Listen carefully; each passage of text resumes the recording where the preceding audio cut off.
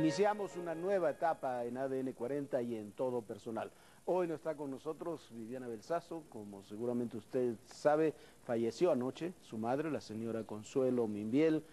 Hoy quiso estar con nosotros Viviana, mi compañera, mi pareja, pero le fue imposible. Pero la vida sigue, y la vida sigue con uno de los temas claves que están congelados en el Congreso, que es la Ley de Seguridad Interior.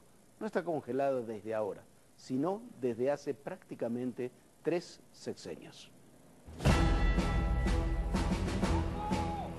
El llamado se ha hecho una y otra vez. La insistencia del general Salvador Cienfuegos, secretario de la Defensa Nacional, se ha hecho presente.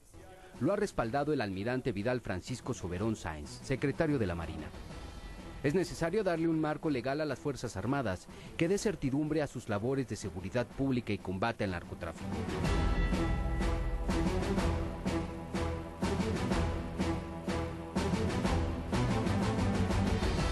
Sin la aprobación de la Ley de Seguridad Interior, se sigue dejando desprotegidos a los elementos que cumplen un rol decisivo en preservar la seguridad del país. Y no faltan las voces que aseguran que las Fuerzas Armadas buscan una ley a modo. El general Cienfuegos ha dejado en claro que no es así.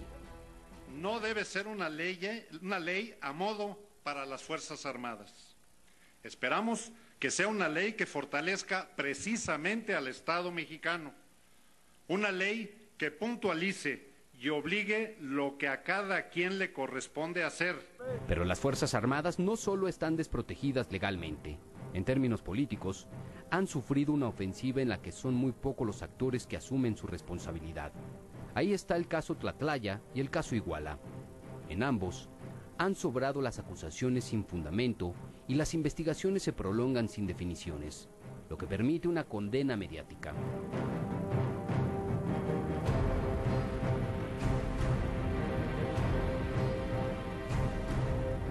Lo cierto es que prefieren tener la seguridad local garantizada por militares en lugar de con policías en un mando único, ya que así continúan recibiendo los recursos que se destinan a la seguridad, aunque no se apliquen en ella. Sin policías capacitadas, formadas y homologadas con un sólido sistema de mandos, será imposible retirar, aunque sea paulatinamente, a los militares de las tareas de seguridad pública y combate al narcotráfico. Mientras tanto, como lo ha dicho el general Salvador Cienfuegos, el ejército seguirá en las calles.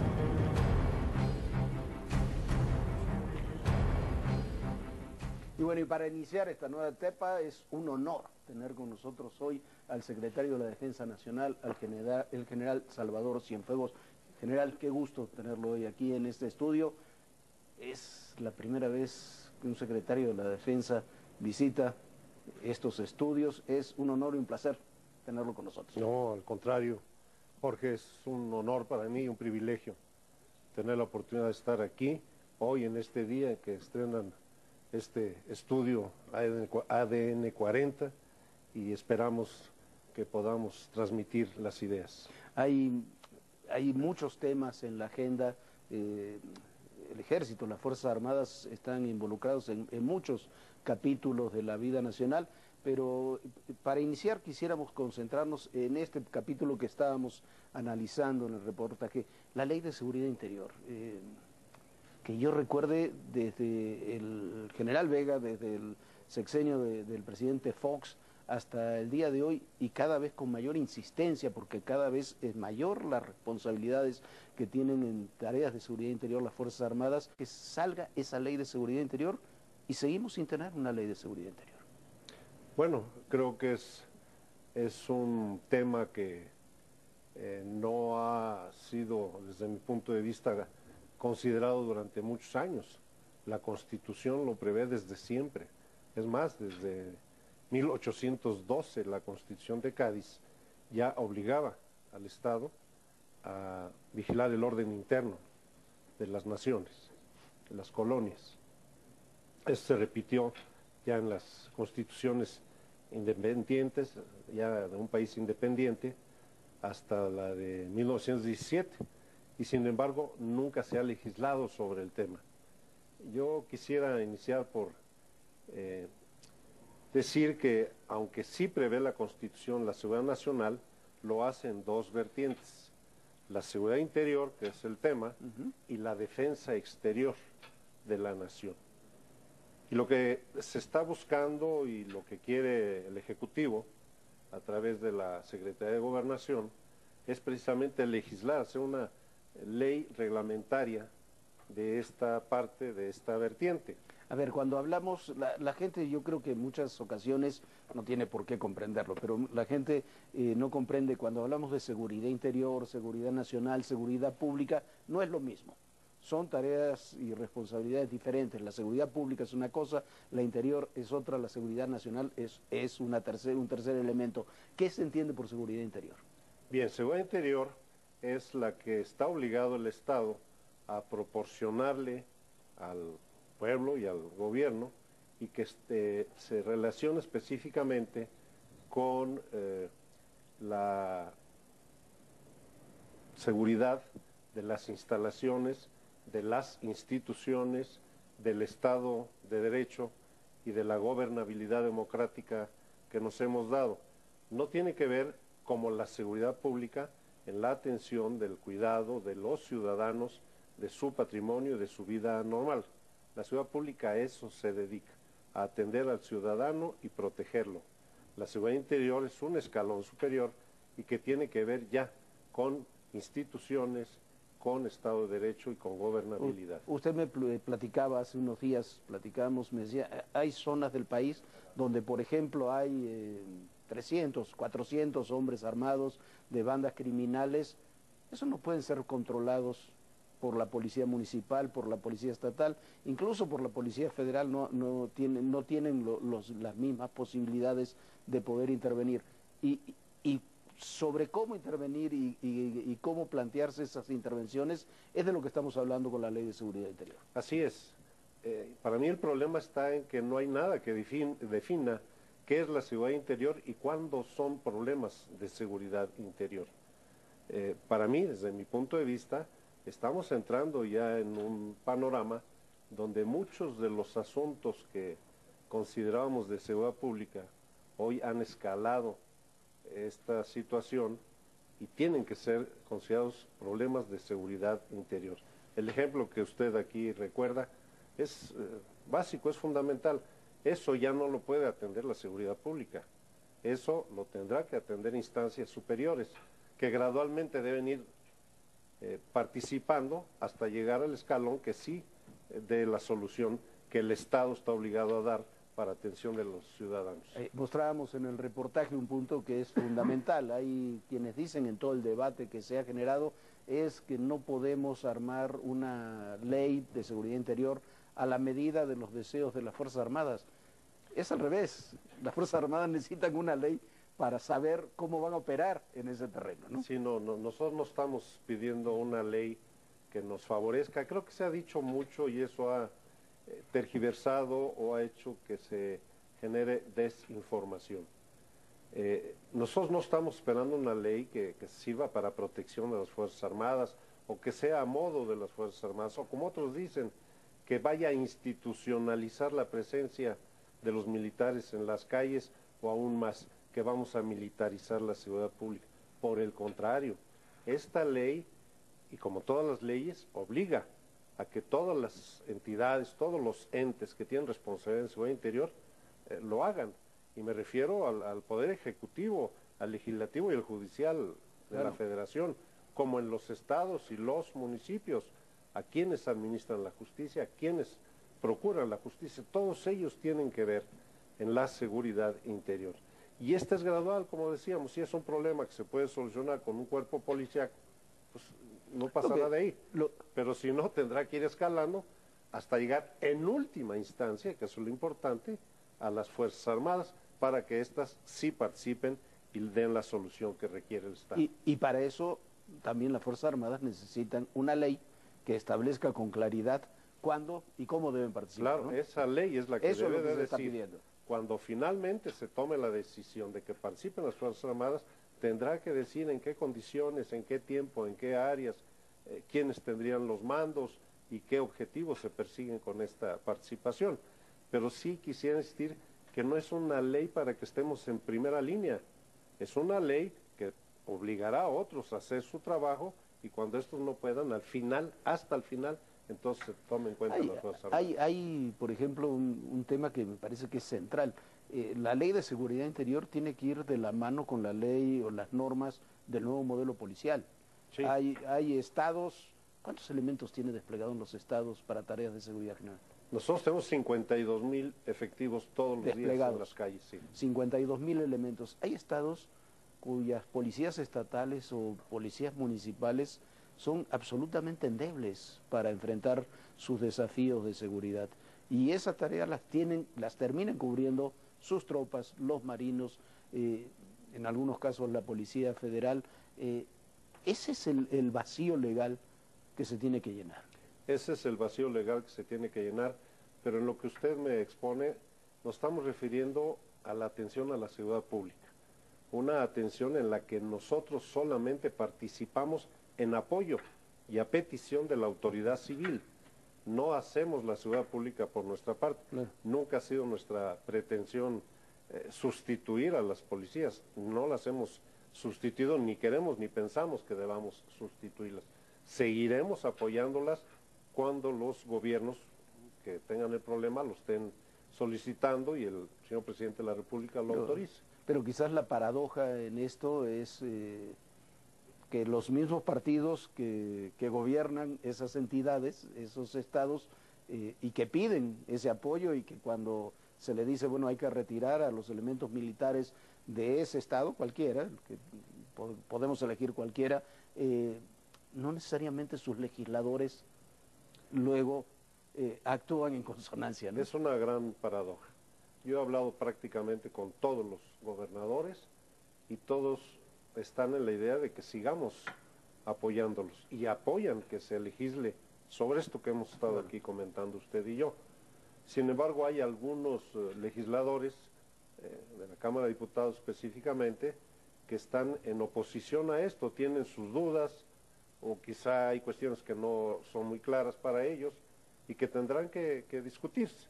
Sin embargo, sigue pasando el tiempo y no contamos con un marco jurídico que apoye los esfuerzos que hacemos en beneficio de la sociedad, apoyando a las autoridades civiles. Porque también quedan desprotegidas, sus elementos quedan legalmente desprotegidos. Ese es otro de los problemas.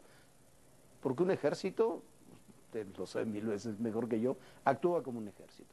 Cuando tiene que atender ciertos problemas, tiene que atenderlo desde la óptica militar, que no es la misma que la óptica policial. Definitivamente. Cuando se piense utilizar a las Fuerzas Armadas, el Ejército en particular, debe pensarse que va a utilizarse con sus recursos, con sus medios, con sus tácticas, con sus técnicas. Cambiarles esto, es lo que ya dije en alguna ocasión, es desnaturalizar la función de las Fuerzas Armadas. Sí, es convertirlo en una Guardia Nacional, quizás. Algo Claro. así, y quizá todavía menos, porque lo que muchas veces hemos hecho es actuar como semipolicías, una cosa rara que no tiene ningún respaldo y que tenemos que estar cumpliendo. Es más, hoy el nuevo Código de Procedimientos Penales, que es un gran avance, hoy nos impide hacer lo que hacíamos antes. Hoy no podemos hacer consignaciones, tenemos que hacerlo en coordinación y por conducto de la policía. Así lo dice la ley. Y al hacer esto encontramos el problema que las policías, los ministerios públicos, no van a donde están los hechos. No, y además, si se supone que hay una intervención militar en ciertos lugares específicos, porque no hay policías que lo puedan atender, es ilógico pedirle a esas policías que hagan las consignaciones que surgen de las investigaciones que realizan las tropas en el lugar. Y ahí no hay respuestas. Claro. ¿Cómo hacemos? Y estamos en medio de esto sin ninguna respuesta legal ni orientación de algún tipo de qué es lo que se puede hacer para no contravenir la ley. Y en ese sentido después entonces nos encontramos con que criminales son dejados en libertad porque se violó el debido proceso o hay acusaciones en derechos humanos contra los elementos militares que intervinieron en los operativos. Sí, eso es un hecho. Cada vez vemos que hay personas que son detenidas en flagrancia, los consignamos. Muchas veces el juez dice, usted es policía, no soy soldado, entonces usted no puede consignar. Pero los jueces pues también están atendiendo el nuevo sistema de justicia Eso es lo que dice la ley y a eso tienen que apegar. Pero si no hay policías, entonces ¿cómo consignamos o no consignamos? Ese es parte O cómo se del problema. cómo se empatan el nuevo sistema de justicia, el sistema policial y el engranaje que falta, que es la ley de seguridad interior, Esa ¿no? es la parte que se tiene que hacer, que trabajar y lograr que podamos combinar las cosas para poder sí atender los problemas y que no haya esta, que ahora le llaman puerta giratoria, porque la gente se decepciona, los que están exponiendo su vida, los que están todo el tiempo alejados de sus familias y que detienen o consignan a presuntos infractores y de inmediato son pues en libertad. Y quizás más grave, bueno, o igual de grave, que quienes participan en las detenciones son los que terminan perdiendo la libertad o terminan siendo procesados. Sí, en muchos ¿No? casos se ha revertido y hoy tenemos problemas. Hoy tenemos alrededor de más de 900 militares sujetos a proceso por muchas de estas cuestiones. ¿Cómo está el ejército, mi general? Ante esta situación, ¿hay molestia? ¿Hay desconcierto? ¿Cómo lo siente No, usted? yo pienso que la gente está consciente de lo que estamos viviendo. Saben que hay cambios estructurales que nos van a llevar a una mejor forma de implementar y hacer justicia en México, pero que esto lleva un tiempo. Lo que hoy está sucediendo es que hoy la gente pues tiene más cuidado en hacer las cosas. Hay quienes ahora con el motivo de la Ley de Seguridad Interior dicen que de aprobarse se incrementarán las violaciones a los derechos humanos. Yo me gustaría que vieran las estadísticas.